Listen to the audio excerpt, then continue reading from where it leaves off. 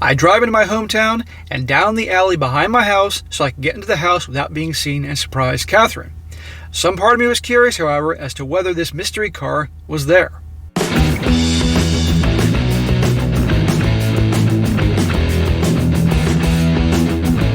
Welcome back to They Did What? Your source for the internet's craziest, most entertaining stories, where I go over them, analyze them, and most certainly make fun of them.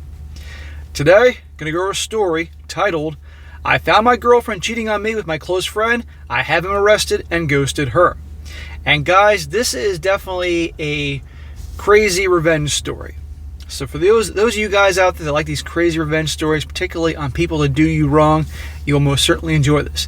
And you can see by the length of this video, for you guys that like the long ones for the long drive to work or from work or while you're at the gym, that's a perfect one for you guys. This is about a guy. He's been with his girlfriend for a couple of years. He also has this so-called close friend of his. And you're going to see here, ultimately, he, like so many stories, walks in on them in his house. Or at least he sees them from afar. And at that point then, instead of losing his cool, going out of his mind, he plots unbelievable revenge on these two. And one could always ask, who's worse? The girlfriend, the woman that says that she loves him, or the close friend? Well, I think we can all agree it's worse with a friend. And let me tell you, he gets some crazy revenge on them, particularly the guy, which I think is more warranted than the girl. And for her, it's definitely more funny as to how he handles the situation with her. Catches her completely off guard. So this is a long one, guys, so I'm going to get into this right now and have minimal commentary because obviously this thing is many pages long. So it starts, he says, my wife Rachel and I grew up in a largest town close to 30,000 people. We knew each other at early age, roughly 6 or 7 years old. I can't remember specifically. We were practically inseparable. At 16, we started dating each other. When we turned 18, we moved away for work in a city just a few hours away. By 20 years old, we were married and had bought our first house together. Smack. Got married at 20, are you out of your damn mind? At 22, we discovered that she was pregnant with a boy. It was then that disaster struck. About 5 weeks before she was due to go on maternity leave, a large shelving unit collapsed and crushed her. I was told that both her and the child were killed instantly. 2 of her colleagues had also been injured in the accident. One left paralyzed, the other losing his leg, and it had to be amputated. The company she was working for had a cost-cutting measure, deciding to continue using old shelving that had been written off as unsafe instead of replacing it. I still haven't quite forgiven those executives and management personnel that made that decision, because they cut short the love of my life as well as killing our unborn child. Wow, that's terrible. It wasn't long after that I was told I had a choice on how to proceed with what her company called compensation.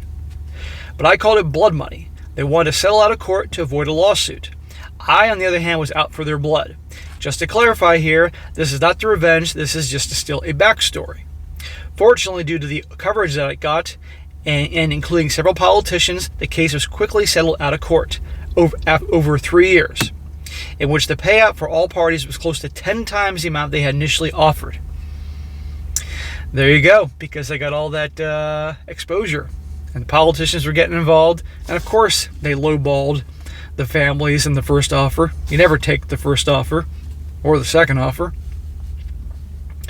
A lot of fines were given to them for breaches on work, health, and safety. Executives were sacked, others were jailed, etc. He says, a story for another time when I feel comfortable sharing.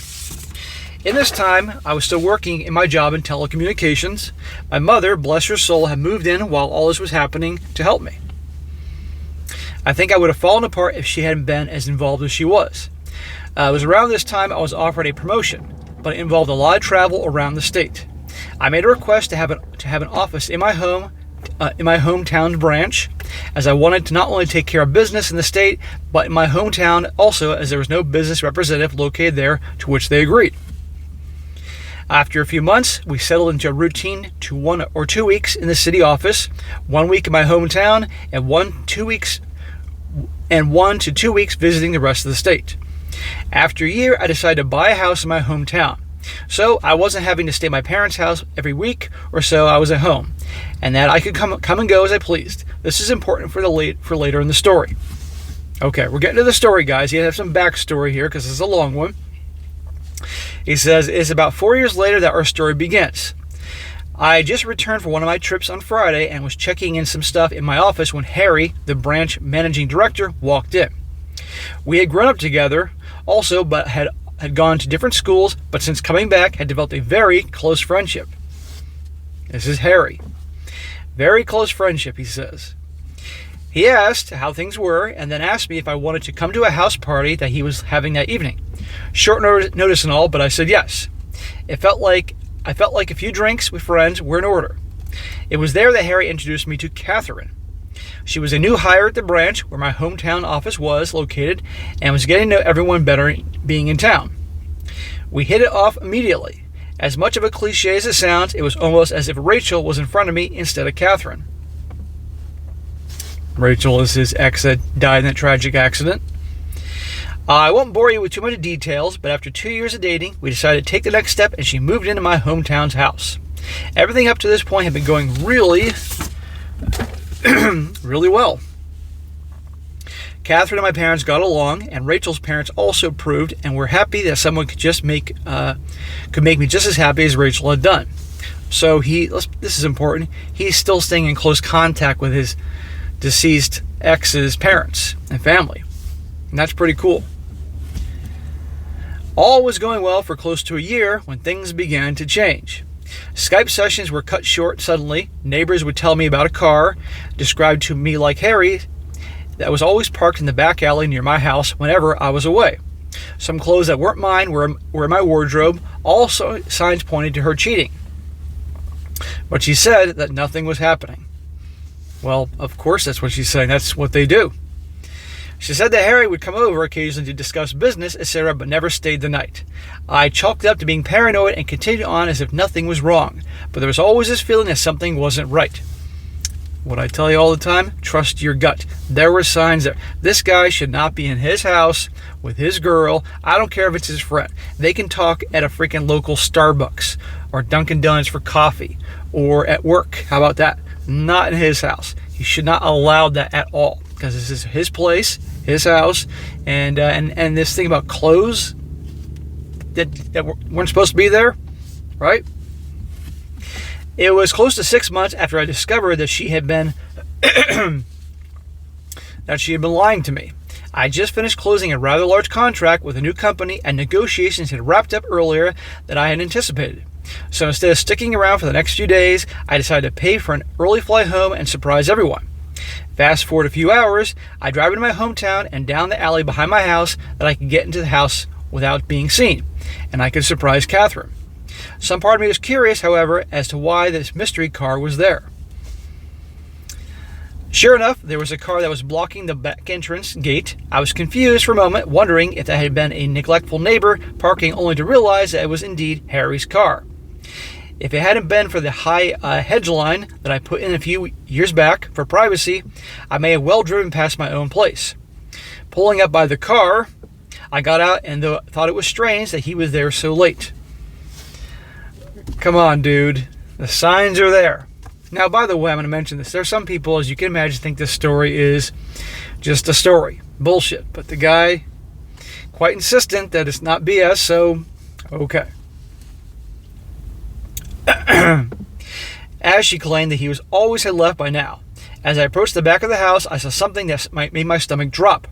In my kitchen, Catherine and Harry were going at it, hammer and tong. I froze. Time stopped. There was my close friend having you-know-what on my kitchen bench with my girlfriend.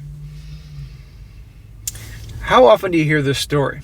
Guy comes back early, work trip, he's done with the meeting early, I don't know what, comes home, and lo and behold. I didn't know what to do. So many questions were running through my head. Was this real or was I dreaming? Why were they having you-know-what in my house?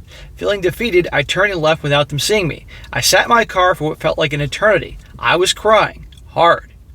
But the sadness quickly turned to anger. The same kind of anger I felt towards those that were responsible for Rachel's death. I wanted to hurt them, badly. As a pacifist, I don't believe in violence. It was then I knew I was going to punish them and destroy their lives. And what better time than to start now? It's quite interesting that he can turn off the rage and then turn into a calculating mode. I moved my car back up the alley, far enough away from my driveway that I could still see Harry's car, and then walked back to the gate where I could see into the house and called her phone. They were still going at it when it rang. They both looked at the caller ID and did a double take when my name came up. I could see that she was considering answering it, and they let it ring out. Well, they got to finish up. After a few moments, they were back at it again, and I dialed once again. This time, she did answer. As she was answering, I hung up and made my way back to the car. As soon as I did, she called me back. She asked why I was calling so late, and I told her I was about 10 minutes from home and didn't want to scare her coming in. She obviously was shocked and acted happy that I was coming home and ended the call very quickly. And after, she said she was going to get up and change into something, and I said bye and hung up. Imagine him watching them all frantic. He's in the car in the dark watching them get all frantic at him coming home. A few minutes later, Harry came peeling through the gate and still half naked jumped into his car and took off like a bat out of hell. I smiled a little, knowing the fear that both of them would be feeling from being so close to being caught. I waited a few minutes before turning my car into the same place Harry had been moments earlier. The night was fairly uneventful afterwards, and it wasn't until after she was asleep that I got up and went to my office down the hall. I couldn't sleep. I needed to plan, and plan I did. Now, guys, we're getting to the revenge part. He says, my mother always taught me to be a pacifist and to allow cosmic karma to take its course. But on this occasion, I decided that karma could use a helping hand. I decided to punish him separately, but destroy both of them. I knew that Harry had a drug habit. Nothing major, but he kept it very private. I only knew about it accidentally after seeing some coke and weed left in his place, but pretended I hadn't seen it when they made attempts to cover it up. What a loser. I began calling some of my more unsavory clientele and made a few discreet inquiries about obtaining some samples that they were willing to part with. A few days later, I had a decent enough stash for my plan to work. About a month later, I had friends, including Harry, around for a barbecue night. After making sure I sufficiently liquored up Harry, I told him to stay the night and sleep it off. So he has these samples of said product, and this guy's at his house drunk. What do you think this guy's going to do? I think a lot of you guys can see this coming. In the early hours of that evening, I took the drugs and an assortment of my personal belongings and placed them at various places around his car, with the biggest stash in his tire as well. Confident that he wouldn't find them over the few months as the rest of my plan took effect, I locked up the car and went inside to sleep. I also placed more of the drugs and personal items in his house after driving him home because he was still too drunk to drive. A few days later, I staged a break-in by smashing the back pane of my back door in my kitchen and leaving it open before heading back to the city for a flight. I had several messages the moment I landed. One from clearly my panicked mum, who had found the back door smashed open and called the police. One from Catherine in tears, and one from the local police asking me to call. After returning all the calls, I informed the police I was away on business and that I would be back in the following week to talk to them. So now there's a break-in on record with stuff missing. Where do you think that stuff went to? While away, I got Catherine to stay with my parents until I got back, and asked my dad to organize one of the local security companies to install cameras and an alarm system after getting the go-ahead from the police as to not ruin the scene of the crime. After getting home, I did the usual, my God, I can't believe this has happened, and why would anyone do this routine. After doing a thorough check on everything, finding that the items I had taken were missing, and filing a police report. I had a security company's rep talk to Catherine, and I how the cameras and alarm system worked.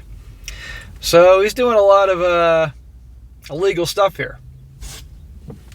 False reports, false break-ins, planting things. So on the one hand, it's entertaining, and I'm sure you guys can connect the dots what's going to happen. And on the other hand, this guy's breaking the law and risking a lot that could happen to himself if he got caught.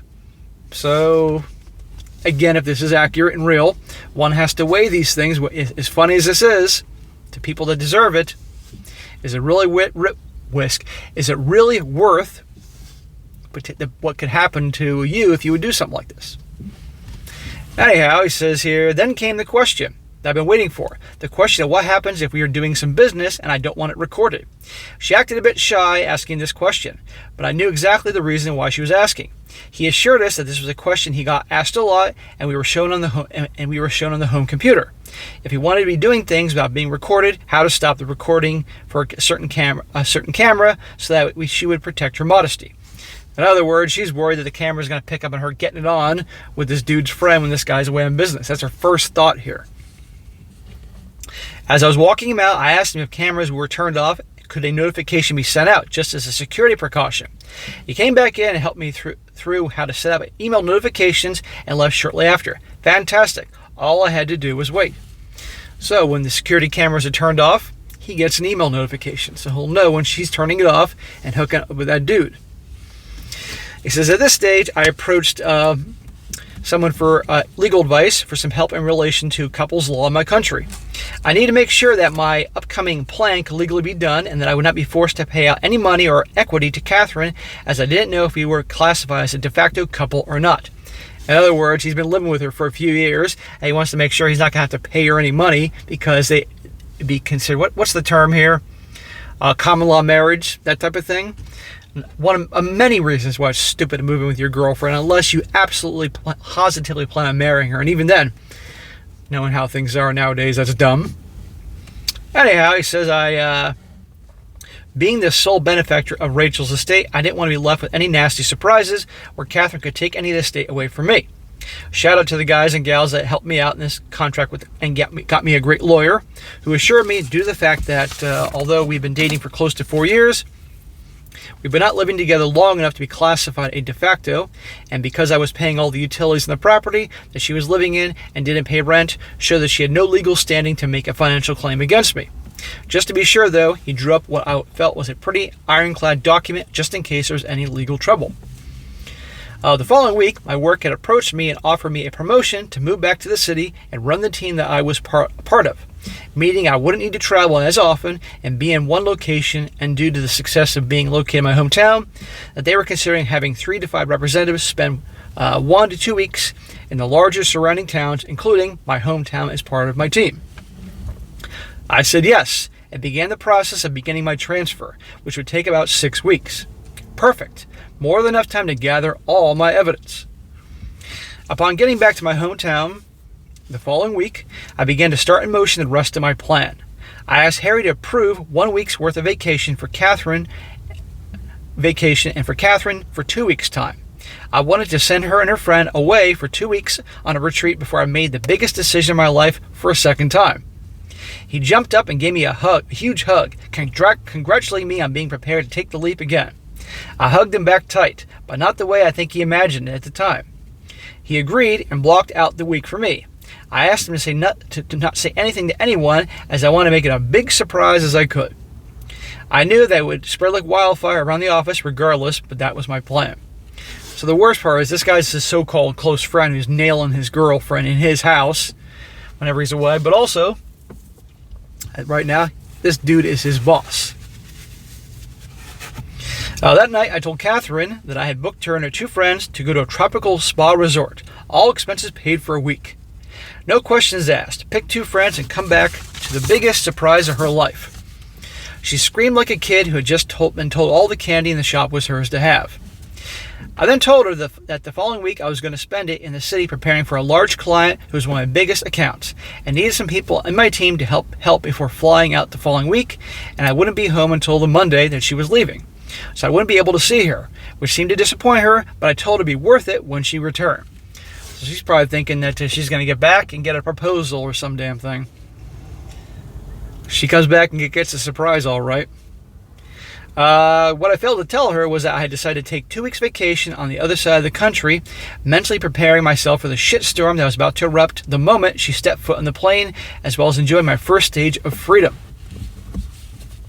On Sunday, 2 weeks later, I flew back and began driving home.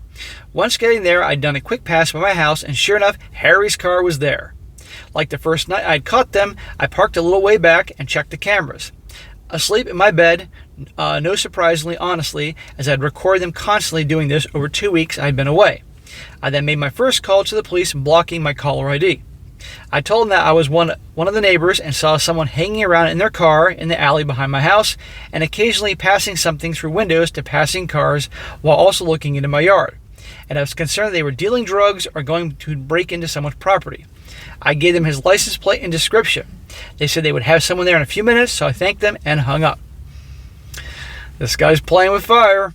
As funny as this is, he's going to bust this so-called friend of his for nailing his girl. This is funny, but he's playing with fire. I then called Catherine and told her I was about 10 minutes from home and that I knew she was flying out tomorrow, but desperately wanted to surprise her. Looking back at the footage now, I laugh at the commotion that I'm surprised I didn't hear. In a few short seconds, Harry was half-dressed and flying out the back door to his car. At that point, I couldn't have asked for a more perfect scene. As Harry was peeling away, one of the police cars rounded the corner behind me, saw Harry driving away fast, and gave him a chase. After pulling in, greeting an excited Catherine, and doing all the couple things, she fell asleep again. I, on the other hand, couldn't sleep a wink. The next day, her and her friends were bundled into a car. After they drove away, I had to wait a few hours, but I began to execute my plan. I called my friend who was a removalist and apologized for the late notice, but needed my place packed and moved on Friday. After agreeing on a time, I told him that he would need to take certain boxes to a storage facility, which he said wasn't an issue. Then I began packing all Catherine's belongings. So, send her away, have all the stuff removed out of the house, put all her stuff in storage, and this guy can get out of town. He promised her a surprise, right? You all heard it. Later that day, I got a call from the police for me to come and identify some property that had been apprehended from a suspect the previous night that fit the description of property that I had reported stolen. I grinned to myself, happy that my plan for Harry had grown to fruition, and replied that I would be there shortly to collect it. Of course, when I got there, some of the items were still unaccounted for, due to the fact that they must have been still in his house and they hadn't been searched there yet.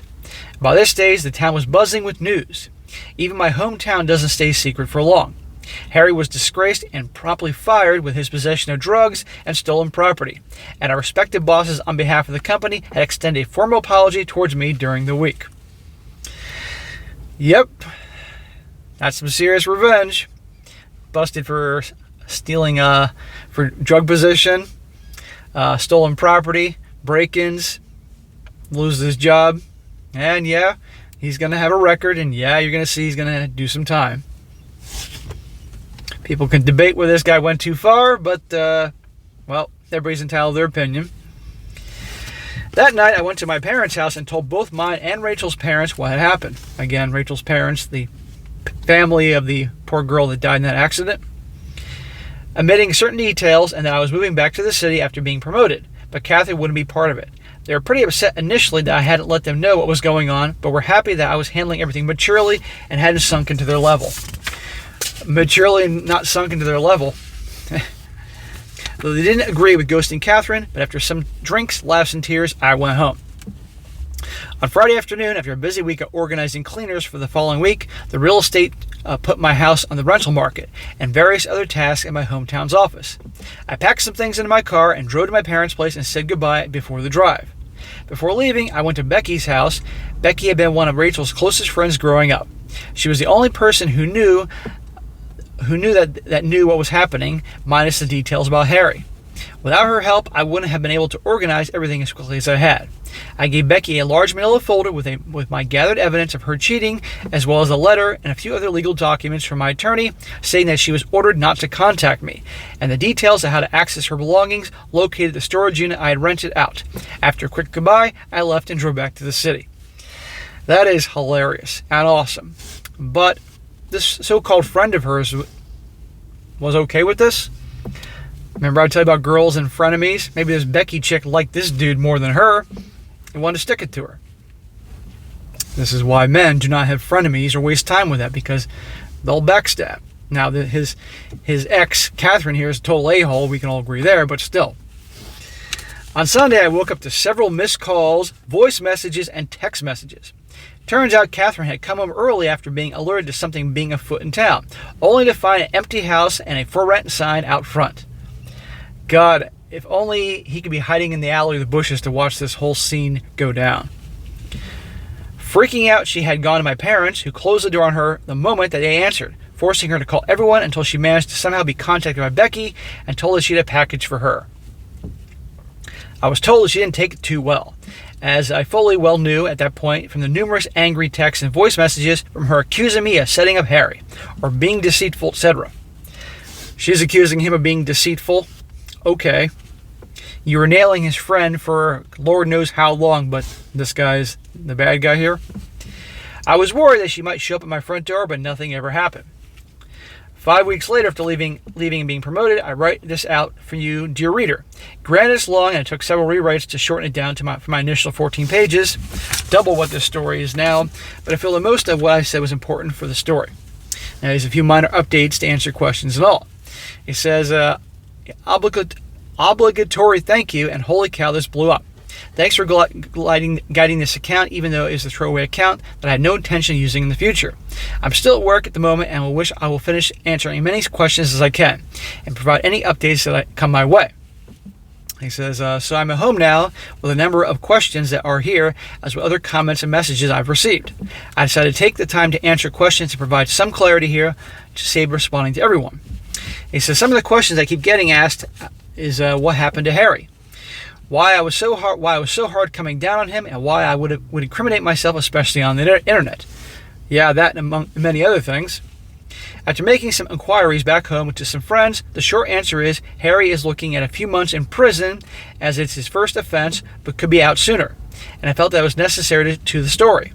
No one other than myself knew what I planned to do with Harry, which is why I omitted quite a few crucial details that had the potential to truly identify me, as well as change up some of the descriptive language about locations to potentially put this story anywhere in the world. Just for clarification, there was already more than enough evidence in his home. I just provided the means for the police to further investigate his activity in his home. So it sounds like the dude was stealing from him anyway. That being said, I don't regret doing what I did to him, as he knew both Rachel and I growing up and knew how hard it was for me to pick up my life after she died. Yeah, okay, so this guy went through all this hell with his wife and unborn child dying, and this guy still did this, so hey, the hell with him. For those also asking if I'm worried about Harry finding out and pointing the authorities in my direction, I know that he doesn't use Reddit. I know Catherine has an account, but I haven't seen any recent activity to state that she has been on it in any time. As for other Reddit users, who knows? Most of the people I am friends with on my main account may recognize this story if they come across it, but as for their browsing preferences outside the subreddits that we frequent on, I can't say. As for Catherine, this is a good part too, people have questioned why I didn't do more to her or why I stuck around for as long as I did. Honestly, I almost did kick her out a few days after, but I wanted to gather evidence and show proof of her cheating so that everyone she knew would know what she'd done. She's a major socialite, her words, and I knew by exposing her it would kill her reputation. As for what happened to her, I've been told that she moved to another state just recently after being transferred. From the people I've spoken to today, she was put mainly on administrative duties before her transfer, as there was quite a bit of backlash after the rumor mill made it around town. Yeah, to someone like that, their reputation is everything, and she looked like a complete fool, piece of garbage, homewrecker, you name it. That's awesome. People have questioned the legality of what I did to her, moving all her stuff out, sending her and some of her friends away, spending a good amount on the trip. Morally, I can see that it's a pretty dick move to build up her expectations of what she thought she was going to happen. This, combined with killing her status around town, was my ultimate goal, to have her experience what it was like to have everything fall around you. But from a legal standpoint, I had every right. I got no problem with what this guy did to her at all. I think it's hilarious. Play it cool, send her on a fake trip. Well, he paid for it. Send him away, gather all her stuff, and make her come back to see his big surprise. In my opinion, that's not a DICK move at all. I think that's an awesome move. But from a legal standpoint, I had every right to do that. In the time that she'd been living with me, she had never updated any of her personal information, driver's license, voting registration, etc., to reflect that she had moved into my house. I found out this information during the course of my preparation with my lawyer after I spoke. With no concrete proof on paper to show she was residing there, and because we hadn't met the de facto status, I was able to do what I did with no threat of backlash. Hey, the hell with her. Finally, for those of you who are saying that my story is fake, that I am a karma whore or socio something, And pointing to my malicious compliance story also as proof, I'll be honest and let you know that I will not try to change your minds on this. Everyone is entitled to their opinions on stories shared all over Reddit and opinions on those who shared them. The story on the other subreddit, however, was to build karma, as my original post, blah, blah, blah. That story, which I only edited in the backs of the... whatever. Anyhow, he's saying this isn't BS, this is real, but believe what you want. But anyhow, guys, quite the revenge story. That, some people may think it was warranted. Others think it's gone too far. I'd like to hear your opinion on it, guys. What do you think? But as for at least what she got, I didn't think that was a DICK move. I think it was hilarious. But again, it just goes to show you, you always have to pay attention to the red flags, keep your eyes open. And they messed with the wrong guy. And he says, like that guy, he lost his job. Now he has a record. Sounds like he'll be out of prison very quickly. Like, I think he got 2 months, he said, and he'll probably be out in less than that. But that guy got something coming at him pretty hard. Again, people could say that he went too far. Who knows? And again, who's worse? The girl or the guy? The so-called best friend? Well, I say the best friend is way worse. But anyhow, guys, that'll be an entertaining one. I thought you guys would enjoy this on a Saturday. All right, guys, that is it for today. Be sure to comment down below. Let me know what you think about this.